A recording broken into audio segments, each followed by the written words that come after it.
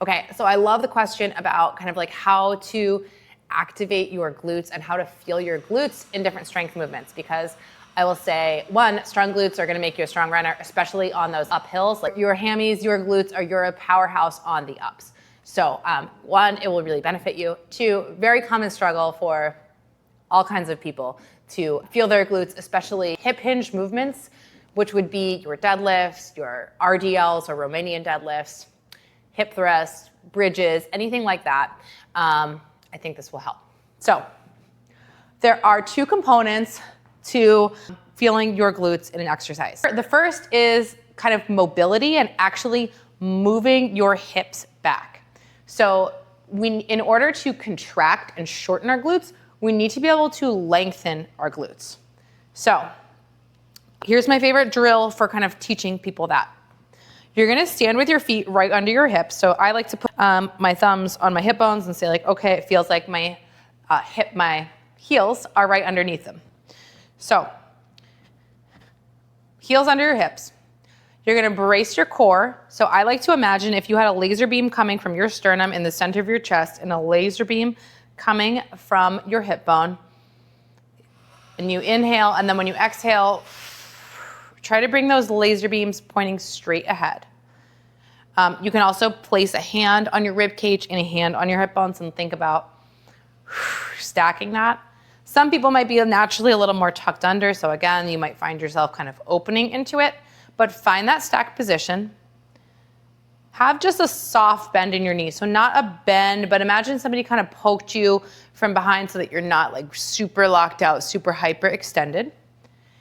You're gonna place your fingers on the bony parts of your hips, and then I want you to push them to the wall behind you. And there's no graceful way to say this. I want you to imagine like your butt cheeks spreading apart and see if you can feel a little stretch in your glutes there. Bring it back up. Do the same thing again.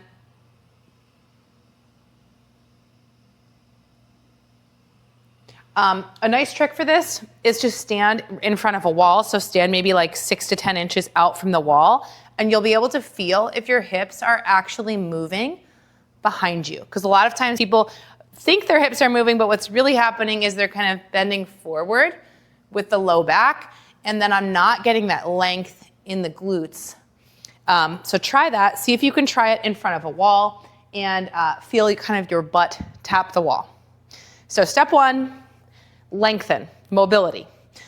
Step two, activate. So you're gonna start out in that same position, same drill we just did, drive your hips back.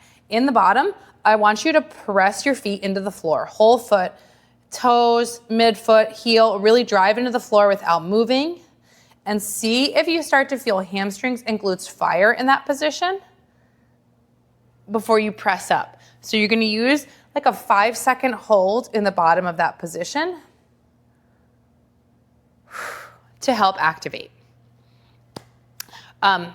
One thing I want you to notice before I go into the next drill is that in that position, if you brace, send your hips back, and then you drop your hands down, this will be about the bottom of your Romanian deadlifts. If you do dumbbell RDLs, that's as far as we should be going down, or it could kind of be the bottom of our deadlift, because that is your hip hinge position. So if it's helpful to dial that in, my little trick is to put chalk on my knuckles and then I rub it on my leggings so I can have a visual line of how low to go in something like an RDL or in something like a deadlift. So if I'm doing a deadlift with a barbell or a kettlebell and it's lower than that point, I'll elevate the weight by bumping it up on plates or bumping it up on a little low block or a yoga block so that it's at a height that supports my body being in that position where it can use the hamstrings and the glutes instead of the low back. Okay, next drills. So we're gonna get into a similar position and add a little resistance. So I've got a long glute band. If you have like a TheraBand from physical therapy, that would also work fine here. We're gonna get into that similar position at the top. Brace, hips back. You might have to choke up on your band if you're like me. And then I want you to pull and hold that bottom position. for 5 to 6 breaths. So it's a little bit of like a row isometric while you're actively pressing your feet into the floor. So you should feel your lats on, your biceps, your hamstrings, your core, everything kind of on in this bottom position.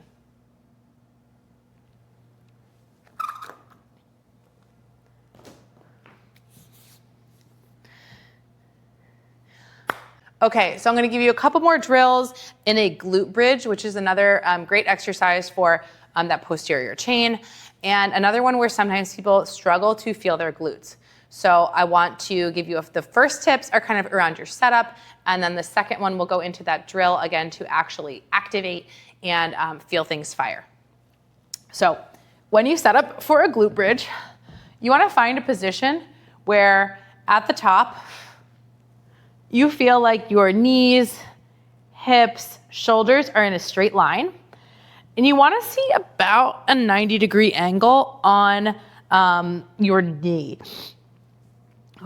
On your knee. So if your feet are a little further out and you bridge up, you are likely to feel more hamstring than glute. So not a bad thing. We do hamstring bridges too, but if you're feeling all hamstring, no glute, you might want to bring your feet a little bit closer to your butt. So about 90 degrees at the top. If your feet are a little too close, you're not going to be able to get the hips fully extended, and you're not going to feel much at all in your glute. Probably not really going to feel much in your hamstrings. Might feel more like a little quad stretch. So dial that distance. If you have a gym buddy, if you've got a partner, they can be a useful tool. You can also video yourself from the side, just like I'm doing, and take a peek at what that angle is. Okay, so my other favorite little move to get those glutes firing, getting them to come to the party, and maintaining a core brace while we do so, is a glute bridge with a chest press. So you could integrate this as part of your strength workout. You could also include it as a little warm-up drill to get those glutes coming to the party. So you're gonna grab dumbbells. Here's my little other hot tip on getting into this position. I call it the turtle roll. Dumbbells go on your thighs and you're gonna kick back, press directly up. So you wanna end in a place where the weights feel like they're right over your shoulders. You're punching your knuckles towards the ceiling. Give a little exhale. Feel your low back against the ground.